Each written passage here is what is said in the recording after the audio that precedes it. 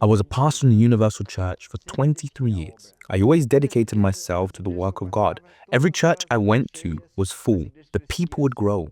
They would be renewed. But deep down, I was proud. I thought it was all because of me, that I did this.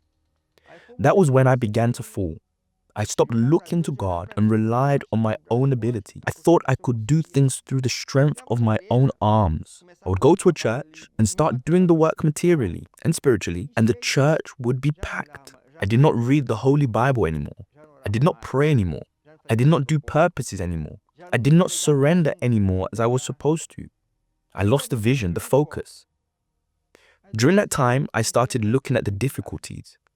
I viewed the church in a negative way. A few colleagues told me that I was losing my faith and seeing the church differently from when I first arrived. This was also due to the material aspect, the financial part. My father-in-law was financially well. He would help me a lot in the work of God. He would do anything for me. Then, when the moment came to prove that God was with me, I was disappointed. It was not anything like I had imagined. I ended up leaving the body of pastors in the Universal Church, and I thought I could live by my own strength. In the beginning, everything was okay. My father-in-law helped me a lot. He would send me a lot of money. I joined 2 big companies here in Brazil. I was growing financially and could buy things. When I left, I even told the pastor, rest assured, I can take care of my life. I can take care of my soul and my salvation. I already know. I already know that I can take care of it. I am the one taking care of my life now.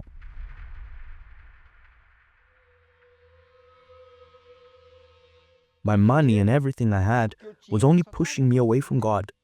My work was moving me away from God. I did not want to go to church anymore. Things were going quite well until I started having problems in my marriage. My wife started placing obstacles in our marriage. She started to create adverse situations. Then one day, she left our house. She took my son. That was when I faced failure. I had already lost God. I lost my wife. I lost my son. I had lost a part of my life.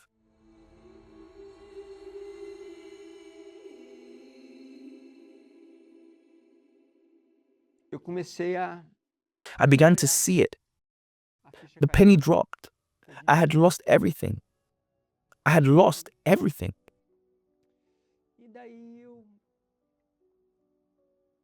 Then one day, I really missed my son.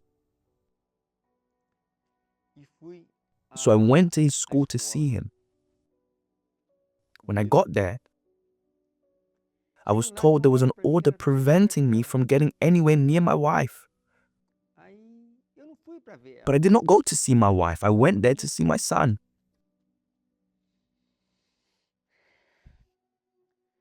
When I left the school, a police vehicle stopped me.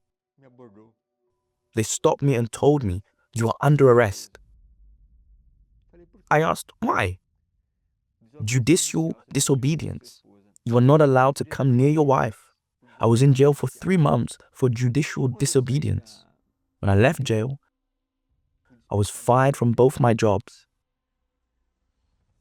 Then I started to have depression, to the point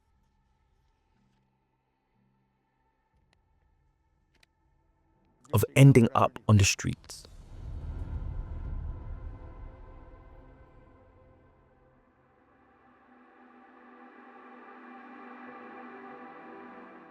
I lived on the streets for 3 years. 3 years. Those were the hardest 3 years of my life, living on the streets. There, I got lost in drugs and alcohol. succumbing to the deceit of life. On the streets, I faced the greatest challenge of my life: survival. Survival was not easy on the streets. Firstly, I was run over by a car and had both legs broken. I could not walk for about 2 to 3 months.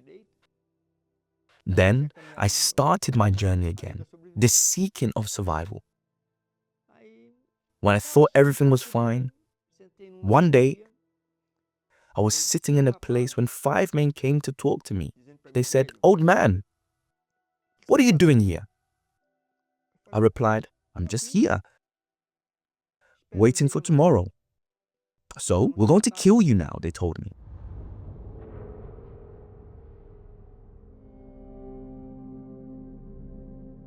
So, I left the place and went to another neighborhood. I was in a neighborhood called Inaína, here in Campo Grande. I knocked on a house to ask for water. And 2 pit bulls came under the gate and attacked me. I have never heard of anyone who has survived such an attack, but I did. I survived.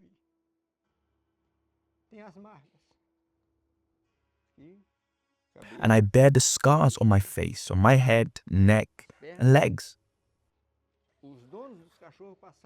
The dog's owner spent more than 15 minutes trying to make the dogs let go of me.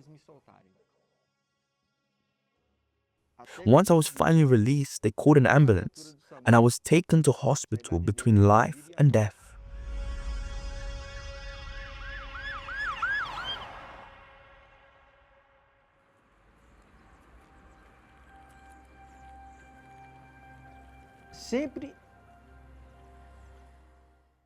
There had always been hell's wrath against me.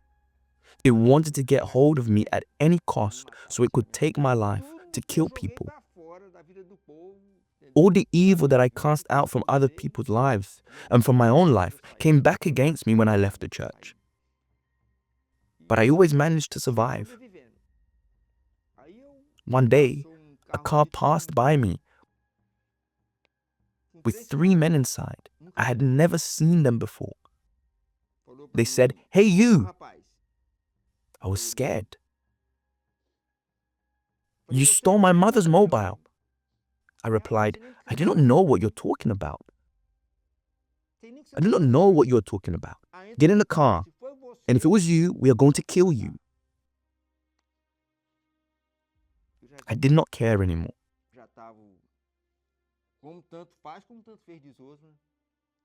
So the man looked at my face and boldly declared, "I'm going to tie you up. I will tie you up and you will spend the whole night like that. And tomorrow I will come to get you. If you are the one who did it, we are going to kill you." They took me to a place and tied me up on a tree. The way the tree bends, it looks like it had been prepared for me to sleep tied to it. They placed me there, tied my arms and legs, put a rope to my neck and said, "You are going to sleep in a sitting position." I said, "Okay, but who can sleep like that?" I spent the tensest night of my life. Can you imagine yourself tied up on a rainy night, full of ants and mosquitoes, from 10 p.m. until 7 a.m. the next morning? In the morning, they came back. "So, did you survive what we did to you?" I said, "I did. But from my gun, you will not survive, because if you stole the mobile phone, we are going to kill you," they replied. "We are going to check out now." They put me back inside the car and we went to the apartment complex. When we arrived, a woman was waiting for us at the gate.